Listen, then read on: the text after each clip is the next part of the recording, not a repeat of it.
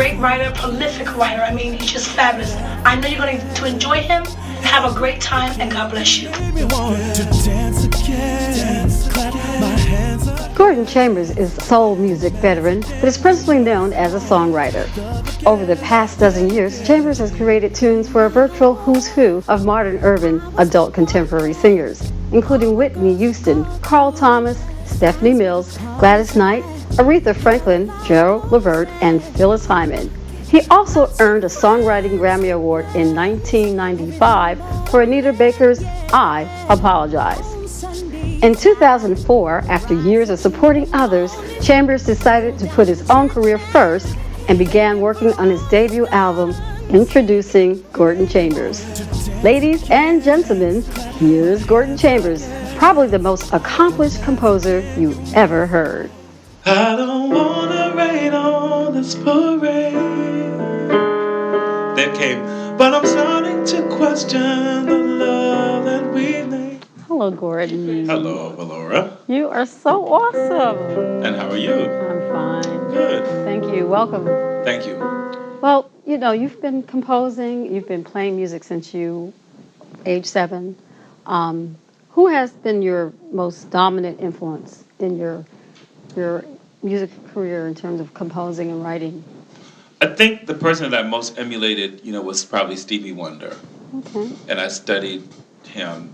I was playing classical piano as a child, and my piano teacher really wanted me to be a classical pianist, but I started trying to play Stevie Wonder tunes. I remember trying to play...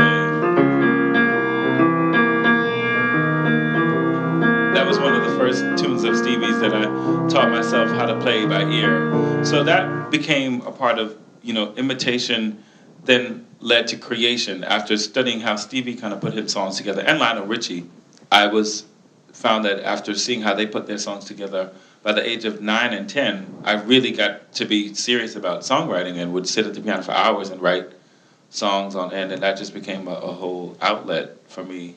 It became my escape, my joy, my passion, my everything. Well, tell us about some of the other songs that you've written. Like, for instance, what song did you write for Phyllis Hyman?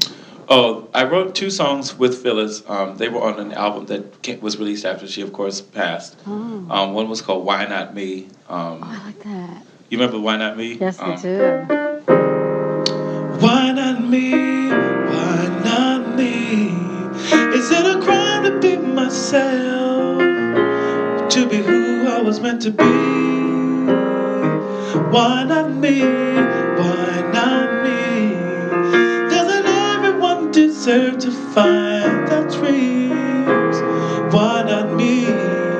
That was one of the first songs that we started writing, because at the time, of course, Phyllis, for those who didn't know, committed suicide in 1995, and her heart was very heavy. She really wanted to make her last album that was released something that was really what she was experiencing and feeling at the time. And we met and we wrote a bunch of songs together because I could help her lyrically express thoughts of hers and helped her craft them into song structure. So she became a friend and a mentor, and she introduced me to lots of people. To Dave Hall, to Barry Eastman, who I wrote I Apologize with Anita Baker for. And Barry and I have been writing songs together for 12, 13 years. We've enjoyed a wonderful, creative, good, long collaboration, and that's all because of Phyllis. I wouldn't be here, sitting here talking about any of these accolades if it was not for that woman's love. And wow. Yeah. Well, I plan to do a special on Phyllis and definitely come back. Yes. Yes. Yes, I'd love to.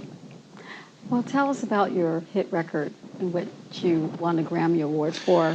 Phyllis invited me up to a writing session with Barry, but I knew that he was the Anita Baker guy, but I was 21 years old, so I didn't dare say, well, can I help you with the Anita thing? But he liked me, and he called me and said, would you like to write some other songs? And we started writing together, and he said, well, I'm working on Anita's CD, and I just pretended like I didn't know. Oh, really?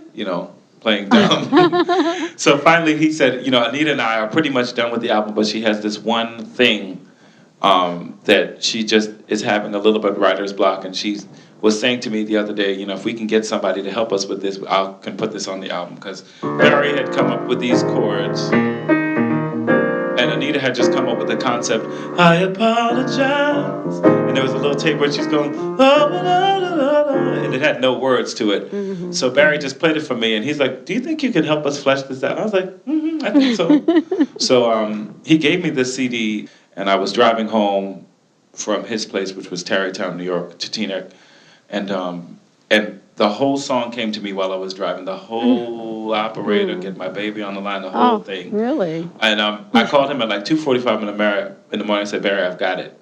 You got it? What do you mean? I said, I have the song ready. He said, well, how does it go? And I said, let me just come and record it. So the next day I went to work. I was moonlighting, working as Essence's entertainment editor at that time. So I went after work and laid down the demo of it, and he loved it. He said, oh, this is great. And Anita said, oh, this is fantastic. And she said, all I need to do is just take his lead off and put mine on, save his backgrounds and everything. So she flew to New York the next day and recorded it right away. And then the song went on to win a Grammy. And, then Anita took 10 years off. Right. And she's working on another CD now, and I've just sent her a song called The Art of Romance. Oh, wow. That Barry and I wrote, and he tells me that she's liking that song and wants to cut that one as well. This is your girl, Angie Stone. I have to just say Love Stories is off the chain. I mean, Gordon Chambers is the man. He is a mega star. I've always thought so. I've always believed in it. And I'm here to prove and show that he is number one. It's written on your face, and it reads. I'm just curious what you wrote for Shaka Khan. After Anita Baker's I Apologize became a hit, Barry and I developed a rapport with Sylvia Rhone, and she who's now the president of Motown, but at that time was the president of Elektra. Right. And she was working on the soundtrack for Set It Off. We ended up doing the record with Shaka, Gladys, Tamia, and Brandy. But originally, Brandy was not on the record. Originally, it was Mary J.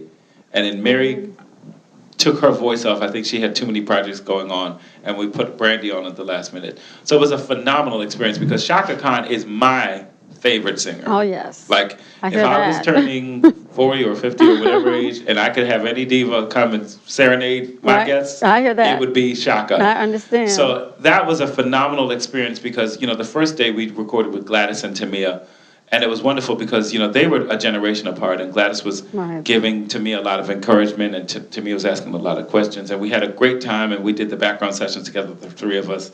It was like the best of the young generation and the best of the legends all in one session. And then when we got to the Shaka portion of the session, Shaka she'd been sent the song, but she hadn't really had a chance to listen to it. So I'm in the booth, like, just trying to sing it again.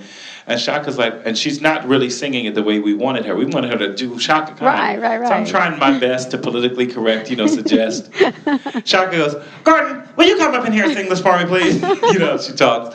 So I had to come behind the booth, and the next thing I know, I'm standing with Shaka, singing Shaka's notes for her. Oh, and she said, show me. She said, don't be afraid, come up and show me. And I think she could tell I was, kind of a little intimidated. But we had a great time. Probably the most intimidating session I've ever done was with the Queen of Soul, or Aretha. Oh, really? Yeah. Aretha is like the school principal. She really is, her presence is regal, And I mean, when it comes to music, Aretha Franklin, you're talking about a woman with 17, 18 Grammys. I mean, I think every artist that we've talked about today has emulated Aretha or has been influenced by Aretha. So, absolutely. When it came time to work with Aretha, I was really, this was 2 years ago, I was really intimidated. The job is to write and produce. That's ultimately what they want you to do. They're coming to you for your direction. And what did you write for Aretha?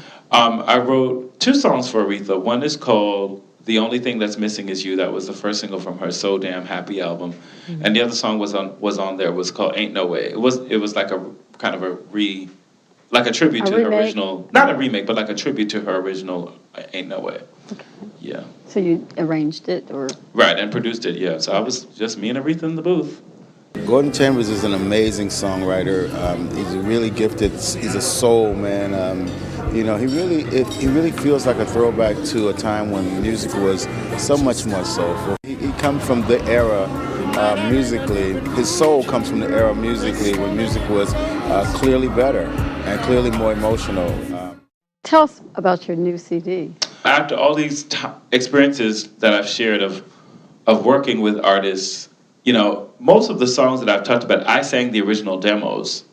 So, I've been in the studio recording thousands of demos and just felt like I really at one point just wanted to hear what a full album of my own would sound like. And so that was really the fascination. But more importantly than that, I really felt like I had a good body of work of songs that were really going to touch people. And I wanted to sing for the grown folks audience, because I really feel like our audience in the music business is being pushed to the side. And I felt instead of complaining about it, I could be part of the solution. I knew I had songs. I knew I had producers, I had access to studios. I know it was something that I could do. It wasn't going to be easy without a record label because I'm an independent artist. But I just felt that this music needed to be heard. And in a session I was doing with Whitney once, I was singing her phrase that I needed her to sing. She gave me this look like, and I thought I had offended her by telling her how to sing, and I want her to go higher. And, and I was singing, and she said, "Gordon, what are you doing with your voice?"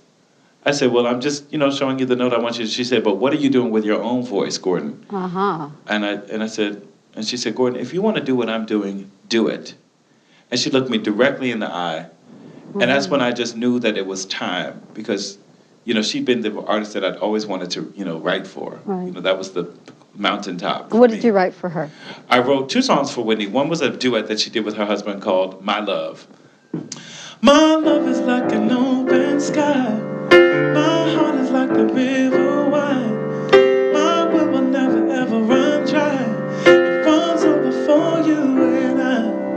My love is deeper than the sea. Sweet down and a pretty melody. Tell everybody that you got me. You can trust in my love, my L-O-V-E. There was always one song that I really felt was very true for me. It was really written from a very honest place. It's called I'll Miss You Most. And the only artist that I felt that I would have liked to have recorded that song was Luther. And I sent it to Luther's record company twice for 2 different projects and was turned down. And then I just felt, you know what, I've got to sing this song myself. It's my song. And so Luther, of course, passed. I went to Luther's funeral and just felt when I saw his casket go down in the grave, I've said to myself and to I said, "Luther, I will continue what you've given us, for those 20 years of music, that kind of elegance and excellence and beauty and feeling and vulnerability from a male R&B vocalist. I don't think anyone is doing that anymore, and I really want to continue in my own way, but that kind of legacy, I think that's missing, and people need that. Women need to feel those emotions. They need a man to sing to them those feelings, and men need to hear it too, so that if there's something they want to express, they're not afraid to express it. Exactly. So, yeah, so that song, I'll Miss You Most, is really dear to me. I felt it was my story, my song, and I'd like to dedicate it to Luther as I do it on the show today.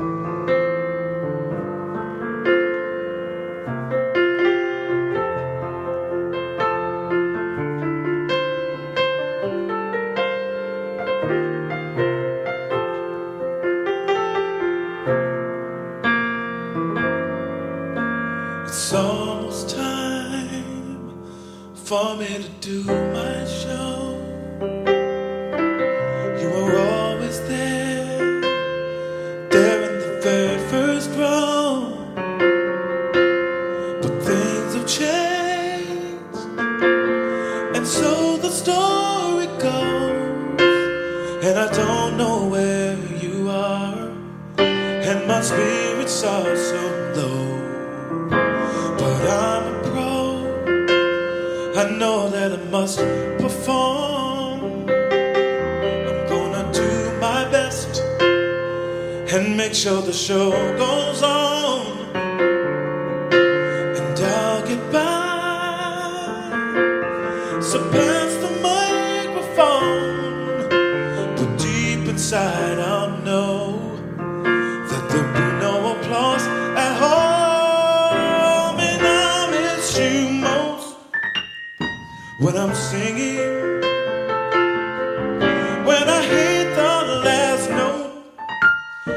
be calling out your name. And I'll miss you most when I'm singing. But on the final curtain call, I feel the pain.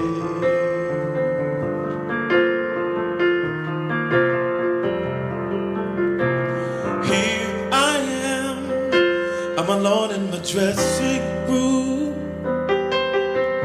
and I'm wondering how I'm gonna get the strength to croon. 'Cause everywhere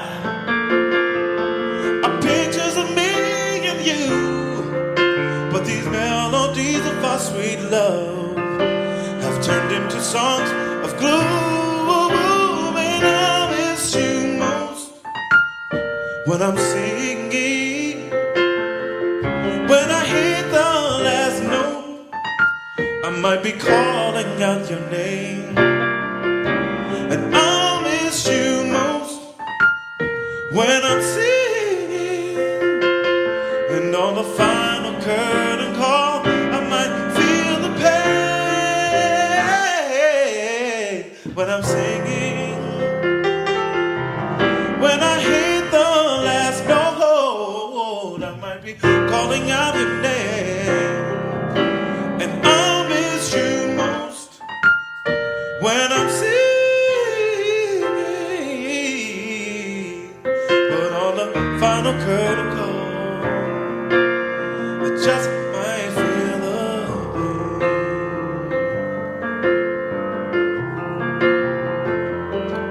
Feel the pain.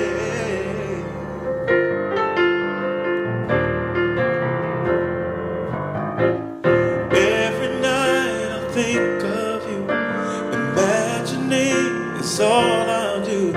When I'm traveling from coast to coast, I will really miss you most.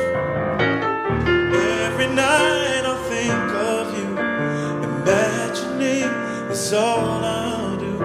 When I'm traveling from coast to coast, I will really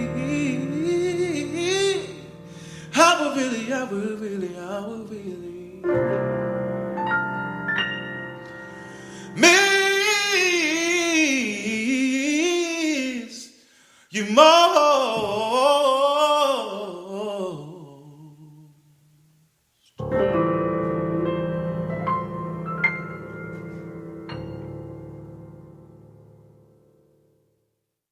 You've also written for Beyonce, who's really hot. And Yeah. are you writing those types of songs for Beyonce? Well, interestingly enough, the song I wrote for Beyonce is called After All Is Said and Done. It was her first appearance as Beyonce. It was the first thing she ever did solo. And it was a beautiful ballad. It was on the Best Man soundtrack. It was a wedding song. And Beyonce told me that she said that, she said, I sang that when my parents renewed their vows of 25 years. She said, I sang that for them at the vows. She said, I love that song. So I know now she's shaking it and doing some other stuff. So right. If I have the opportunity to help her shake it, I'm going to shake it on. We can write it and shake it together. Why not? That's why I was a little confused. Right. Yeah, right. I have a hit on the charts now with Ron Isley. Oh, really? Yeah, just came here to chill.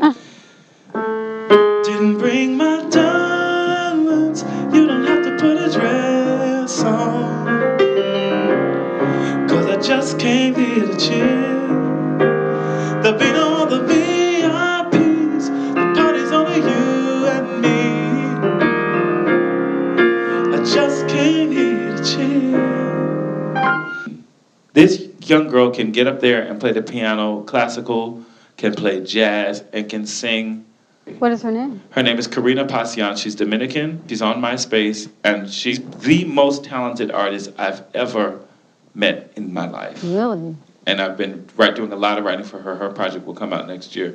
And I'm really excited about that because she will be one of the Celine Dions or the Whitney Houstons. It is her destiny. So it's nice to take all of those experiences that I've had with the legends and help create someone who I know will be a legend. So I'm really excited about working with her. I think she's going to appear on a show. I spoke with her dad. I hope so. Yeah. life is never done with you until you say you're done with it. So if you want to do something new, then go ahead and do it. People thought I was crazy when I was leaving Essence to write my songs, and I said, yeah, this is what it's time for me to do it. And, Oh, absolutely. and then people thought I was crazy. Like, what is a hit songwriter who's making money doing that? What does he want to sing for? You know. But I think we are the guardians of our own destiny. What you feel is your God's will for you to do, you know best. And it's great to take a chance. There you go. That's being alive. That's when you know you're alive, when the adrenaline is pumping. You're going to write a song for me? I certainly will. Oh, wonderful. Thank you for having me. Thank you for And coming best of here. luck with the show. Thank you. And God bless you. Thank you. God And bless great you. green matching the piano. Oh, thank you. All right. Thank you.